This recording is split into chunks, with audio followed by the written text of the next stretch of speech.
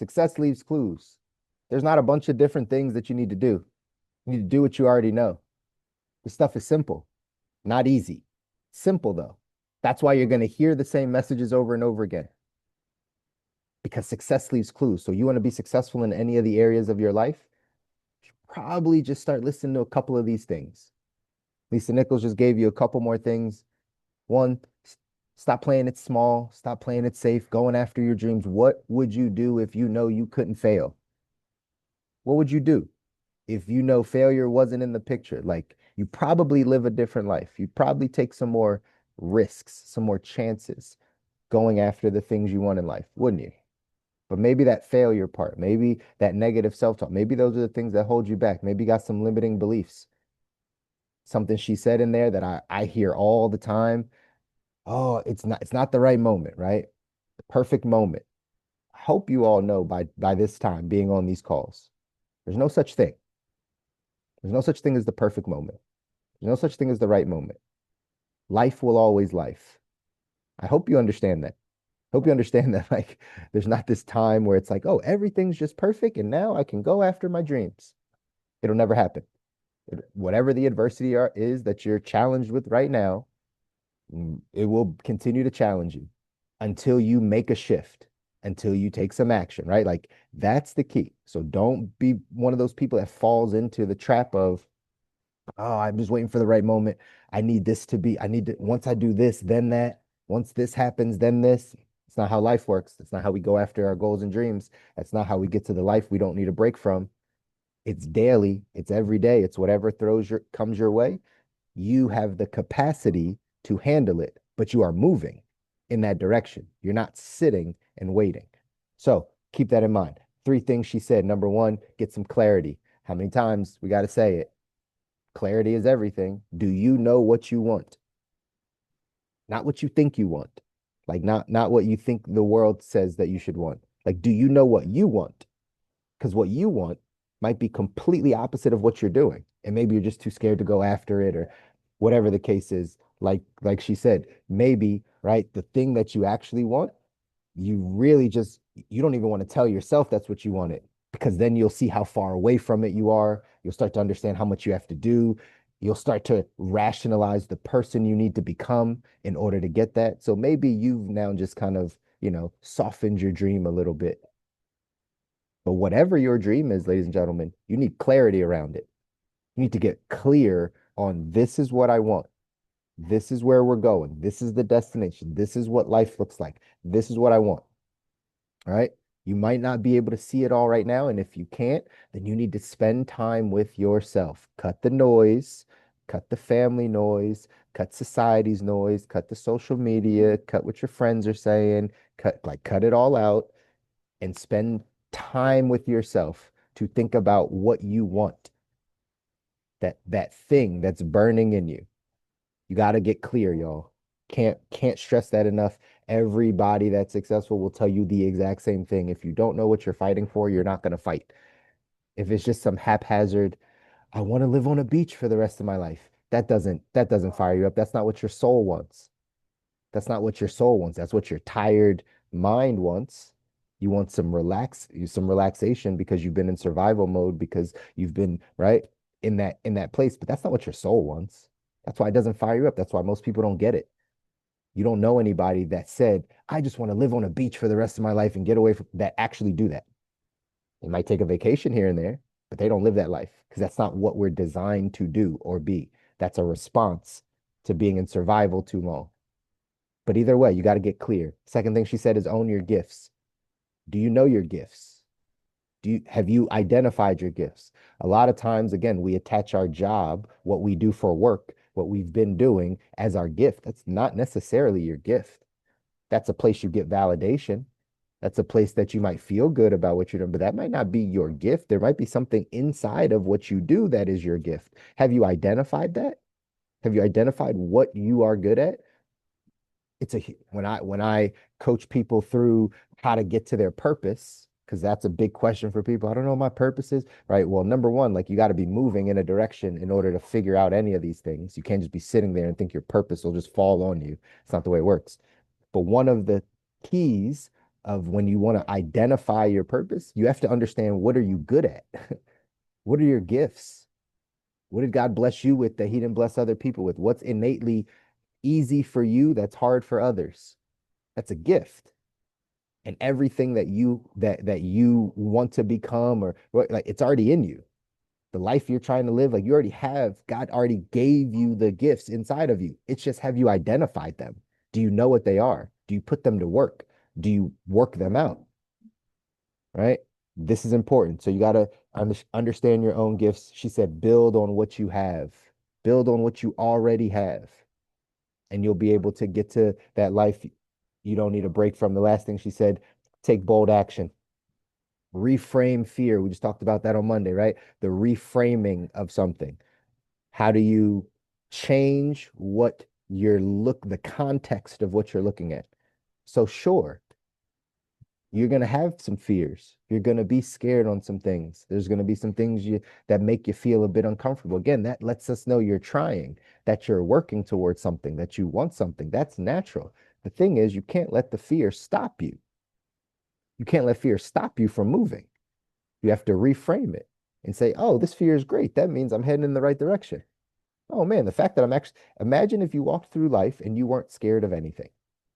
Like everything, you're just comfortable with everything, right? You're probably not getting out of your comfort zone too much, probably pretty comfortable about life. So the fears that you have, the thing that you're a little scared of, guess what?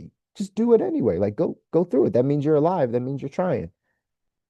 Reframe that fear, but you got to take bold action. And she broke it down for you. Take bold action. Don't wait for the permission. Don't wait till the time's right. Take it. Success is for those that take it. You want great relationships, you have to like take it, right? You have to do more. You have to be intentional about that. Take bold action. Bold, not small, little, right? Creeping in. Bold action. I know, y'all. We know these things. Question is, are you doing it? Are you doing what you know every day?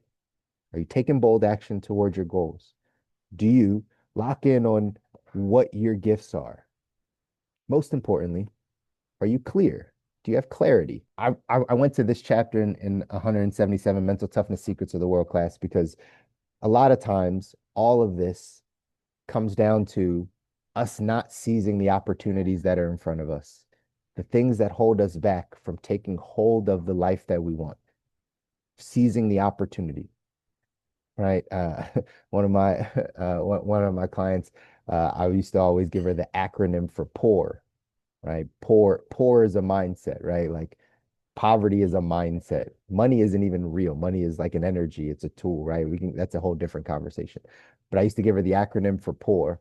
POUR is passing over opportunities repeatedly, right? What makes you poor is you're constantly passing over opportunities repeatedly, opportunities that come your way to grow, to learn, to get better, to get uncomfortable. We just pass over the opportunities. We don't seize them. In the text, it says the great ones never hesitate to seize opportunity. They never let these things hold them back. Here's what it says. Here's what it says in the text. It says amateur performers are perpetually waiting for their ships to come in. They're waiting for a man on the white horse singing, "Here I come to save the day." The masses seem content to wait to inherit their fortune from some long lost rich relative or by winning the lottery. The casinos are full of amateurs looking for opportunities. The pros don't view opportunity as something to wait for, but as something they create for themselves. The more opportunities that the world class creates, the more that seem to come their way. The great ones know they are completely responsible for how their lives turn out.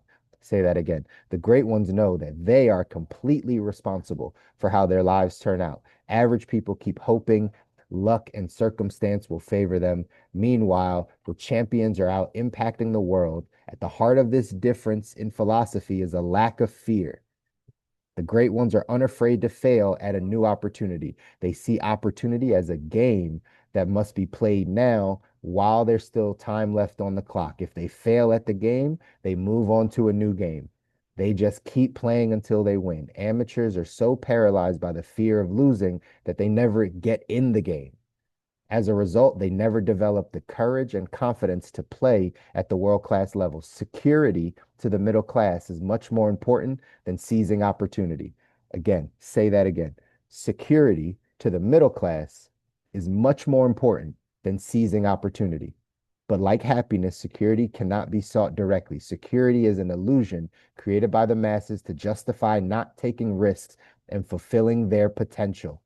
The great ones play the game and capitalize on every opportunity until the end. Meanwhile, the amateurs come to the end of their lives and arrive safely at death. This is why we reject the middle class mindset.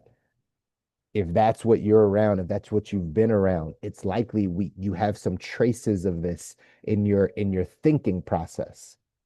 Doesn't make you a bad person. It's the way we think. And if we get around people that think similarly, that talk about security, that tell you to have a backup plan, that tell you things won't work, that, maybe you've developed that in your own mind of how you need to be secure. And again, all well-meaning things. I work with so many, I grew up, my mom was a single mom, right? So like I grew up around just women, right? And now it happens like 80% of the people I coach happen to be women, right? It's just the way it works. But at the end of the day, I work with so many like women, single moms that like you had to think about life a certain way to get through life. Like you had to think about security. You had to think about feeding your children. Like you had to think about that side. And now you're at a place where you want more. Your children are grown. Like you don't even need security in your life, but that's how you've operated for so long that we don't understand that we have to now unlearn those behaviors of security because security is an illusion. It's just puts you in this position to not take risks. Now you want to go off and design a life you don't need a break from, and now you're going to have to think about life differently. You're going to have to think about it completely different. You're going to have to take some risk. You're going to have to play the game differently, but you have to be willing to unlearn and relearn some new things. But you can never hesitate to seize opportunity that's in front of you if you want to design your ideal life. I say that I give this context because, again, I know this isn't for everyone. Not everyone wants to change their life. Not everyone wants to design a different life. Not everyone wants peace and joy and happiness. Some people are just very content in the life that they're in. That's perfectly fine.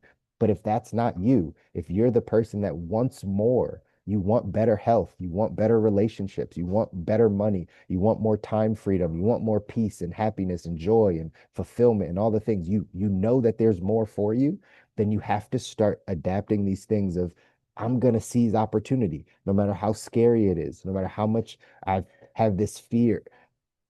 I'm going to take this opportunity and then I'm going to learn from it. Even if I fail, even if my family laughs at me, even if these people judge me, it doesn't matter. Like I'm growing to the man or woman God called me to be by seizing opportunity. That's how we learn. That's how we grow. It's putting ourselves in these uncomfortable positions so that we can stretch our capacity. You got to capitalize on this stuff, which means some of the stuff Lisa Nichols says you got to get clear. You got to tap into your gifts. You got to start to, again, take bold action towards the things that you want. Reframe fear. Get away from those things. Failure is learning. There's no such thing as failure. You're just learning. You're just learning and growing. Who cares what your cousin says? Who cares what that family member says? Who cares? You are becoming the man or woman God called you to be, and it's only through season opportunities. This quote up here says, the lack of opportunity is ever the excuse of the weak, vacillating mind." Opportunities. Every life is full of them. Every newspaper article is an opportunity. Every client is an opportunity. Every sermon is an opportunity. Every business transaction is an opportunity to be polite, an opportunity to be manly, an opportunity to be honest, an opportunity to make friends. Opportunity is all around us. Poor is passing over opportunities repeatedly. If you live a life where you just constantly pass over, you don't take any of the opportunities that God is putting in your path, you will live a poor life mentally, right? Emotionally, those types of things. All right. Action step for today says make a list of the 5 biggest opportunities you are considering taking advantage of and make a decision to move forward on at least one of them in the next 24 hours. Suspend any fear you may feel during this decision-making process and take a calculated risk. Building this habit Building this habit is a necessary prerequisite to ascending to the throne of the world class. And the only way to develop this skill is by doing it. We learn by doing, ladies and gentlemen, not by learning. Remember, knowledge is not power. Applied knowledge is power. When you apply what you know and you start doing it, it becomes a habit. Then you start to change your life. That's what I want for you. That's what I pray for all of you to take hold of this Wednesday morning. I love you guys. I want you to win. You deserve it. Your families deserve it. Nobody tells you. I'll constantly tell you because you need to hear it. Like you deserve to win. You just got to go do the work. You got to go put yourself in these environments. You got to start shifting your thinking and doing things, applying what you already know. Tap into those gifts. Take some bold steps today to push you out of your comfort zone. Watch your life change.